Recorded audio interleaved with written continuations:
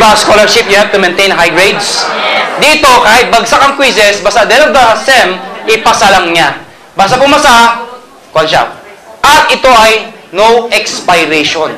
Yung anak ko, second year high school, tatanggapin na ba sa college? Hindi. Pero pag graduate niya, dahil no expiration, pwede niyang gamitin sa college. At ito po ay transferable. Iho, may edad na ako, wala nang tanggapin pa sa college. Pwede nyo ibigay sa inyong anak, sa inyong apo, dahil ito po ay transferable. Maganda ba? Maganda. Ito ang kapalit ng 7980. Sulit o sulit na sulit? Ngayon, pag-usapan natin, paano kumikita ng pera. Number 1, pwede kayo mag-retailing. Retail. Ano retail? Benta-benta. There are people who love selling. There are people who hate selling. Sa akin po, hindi nyo kailangan i-push. Sa akin lang, alam mo yun, believe ka lang sa produkto mo, ang daling benta. Katulad ko. Tuwing nasa labas ako, may dalang produkto. Nagdadalang produkto. Pag may nakita mo mga kaibigan ka, mag-anak, kakilala, na hindi pa alam ang global, lagi kong dala to kahit saan magpunta. Sasakyan ko, lahat. Tapos may nakita ko, kaagad, nilalagay ko yan dito.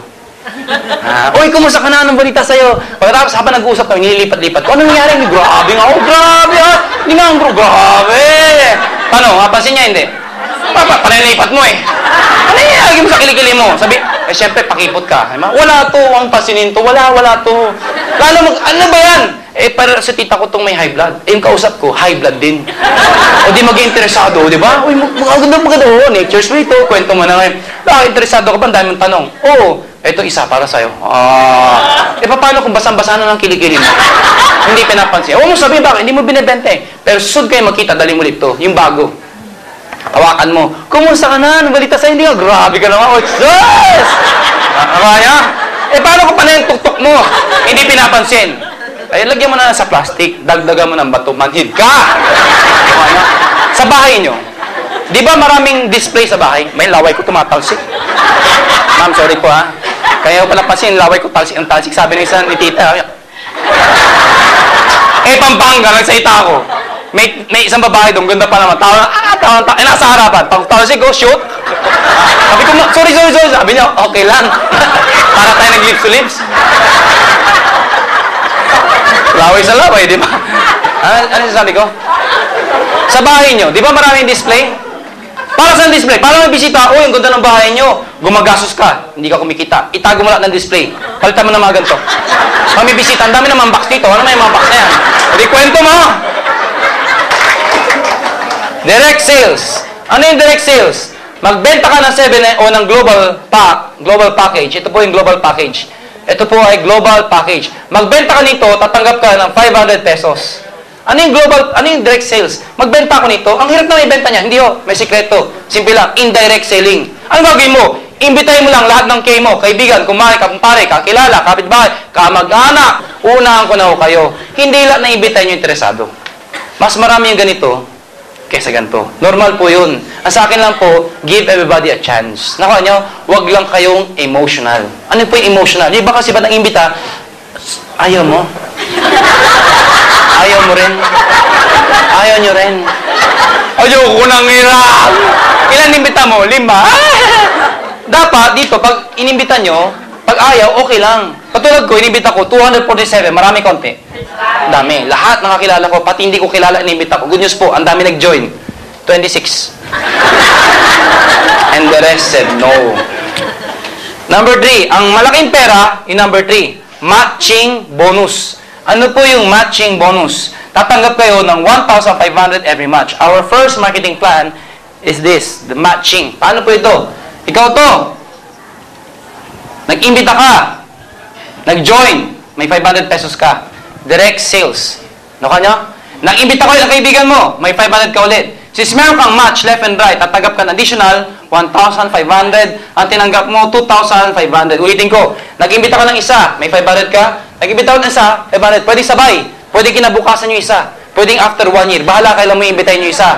Basta pang may isa, may 500 ka na, may 1,500 ka pa. Total of 2,500. Question, niloko ba yung dalawa? Hindi. Then nag-join sila, may package din sila na katulad sa'yo. May scholarship din siya. No expiration. Nakapagpa-check up din siya. May produkto rin siya. Insured din siya. Nakapag-open siya ng account. Nakuha niyo? So hindi mo sila niloko. Ngayon sabihin niyo sa akin, ganyan din yung iba eh. ganyan din yung ordan. Ganyan yung power home. Yung naman yun na yun. Power lab. Oh. Ngayon, tama, ganyan din yun. Eh, saan nagkatalo? Simple lang ho, common sense. Ano yun? Nag-buy ka na 8,000. Ay, inuwi mong produkto 2,000. Ay, kung Moses, niloko ka. Ibigay mo 8,000, inuwi mo 2,000. O, may mas worse. Mag-buy ka ng 15,000. Ang bibigay sa'yo, papel lang. O, pero natatawa tayo, pero ang dami nag-join. Bakit? Ang promise, pwede ka magkabahay. Sinong ayaw ng bahay sa halagang 15,000? Ang dami nagbayad. There's enough money as an incentive, pambili mo ng bahay. Ito problema. Paano kung wala kayong maimbita? Babay ang 15,000. Dito, kahit wala kang maimbita, may scholarship ka. Nakapagpa-check up ka. Nakuha niyo? Hindi ka nalugi. Ngayon, pag ito nag-imbita, siya may 500. Ito nag-imbita, siya may 500. Ikaw, hindi mo kilala, hindi mo inimbita. Pero match, ikaw ay may 1,500. Lumalabas, basta left and right, basta may match ka, 1,500 ng 1,500 hanggang dulo yan. Nakuha nyo? Baka maluging kumpanya. Hindi ho. Kasi mayroong safety net. Hanggang 8 match ka lang or matches per cycle. 2 cycle per day. Which is equivalent to maximum of 16 matches per day. Teka, nalulito ako. Ano ibig sabihin yan? Layman's term. Hindi yan quota. Maximum ang tawag dyan. Yung binentahan mo dito ng global package at binentahan ng binentahan mo. Sa isang araw, ang bumili, 16. Sa kanan mo, yung binentahan mo at binenta din ang binentahan mo, 16 din ang bumili. Isang araw. Mahirap mangyari, pero nangyayari. Babayaran ka ng kumpanya up to 24,000 per day. Paano na-derive yan? Yung 1,500 times 16 na nagawa ng grupo mo at ikaw sa isang araw, 24,000 yun. Eh may nagtanong sa akin, kung nagawa ko, dalawa lang. Di ba bayaran ka ng dalawa lang? Ang sasabi ko, yung maximum.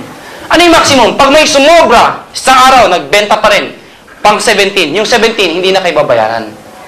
Nakuha nyo? Ang tawag doon, flash out. Kaya sikreto ng iba, kinakausap yung pang 17, pwede bang bukas na lang? Bukas, 1 to 16 ulit yun. Nakuha ninyo? 1 to 16 na 1 to 16. Ngayon, ito tanong ng iba. Oh, maganda nga to. Paano ko ito? Ang lakas mag-imbita. Ang lakas! Ito, ang bagal mag-imbita. Worse, hindi na nag-imbita. Make sense?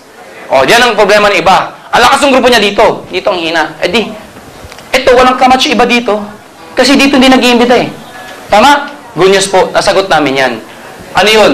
Lahat ng products, merong points. Tandaan niyo yan.